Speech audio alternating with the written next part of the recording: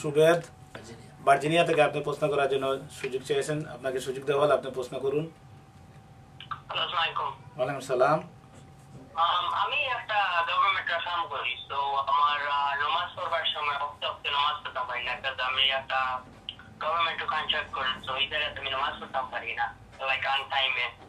তো আপনারা কি আমার আমি ব্রেক ও পাই লাইক 50 মিনিট, আমি গাড়ি ভিতরে বইয়া পড়লে ওই বলি লাইক আসর আর জোর একলগে পড়লে ওই বলি। আসসালামু আলাইকুম জনাব সুবেদ, আপনার প্রশ্ন উত্তর হলো যে নামাজ তো আল্লাহ বলেন ইন্না সলাতা কানাত আলাল মুমিনিনা কিতাবাম মাওকুতা, সব নামাজের আল্লাহ সময় নির্ধারিত করে দিয়েছে। অতএব যদি কোনো উজরে সময় মতো নামাজ আদায় না করা যায় তবে পরে কাজার বিধান রয়েছে, তবে যতটুকু সম্ভব সাধ্য অনুসারে সময়ের ভিতরে নামাজ পড়ার চেষ্টা করতে হবে।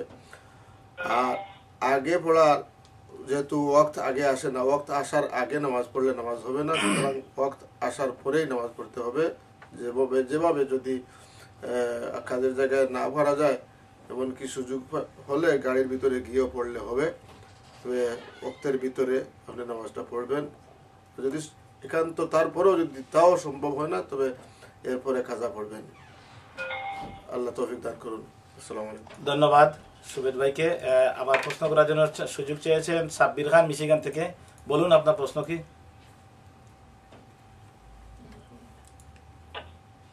জি, আমার প্রশ্ন হলো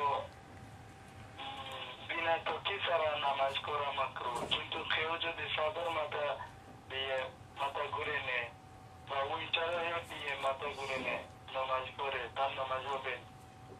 জি, একটু লাইনে থাকেন আপনি। আপনার কথা হচ্ছে তোকি ছাড়া অন্য কোনো কাপড় মাথা দিয়ে নামাজ পড়া যাবে কিনা?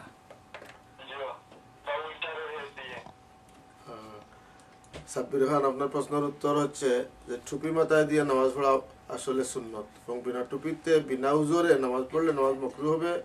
এতে যদি চাদর দিয়ে মাথা ডেকে পড়া হয় তবুও নামাজ মাকরুহই হবে।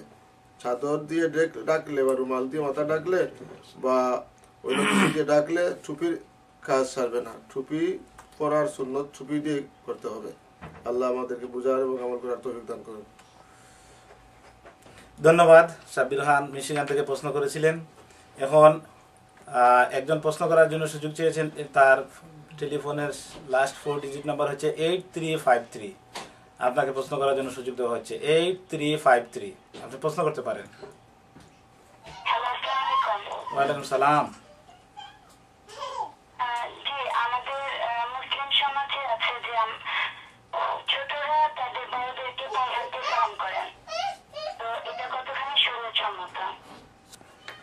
আপনার প্রশ্ন হচ্ছে ছোটরা বড়দেরকে পায়ে হাত দিয়ে সালাম করে।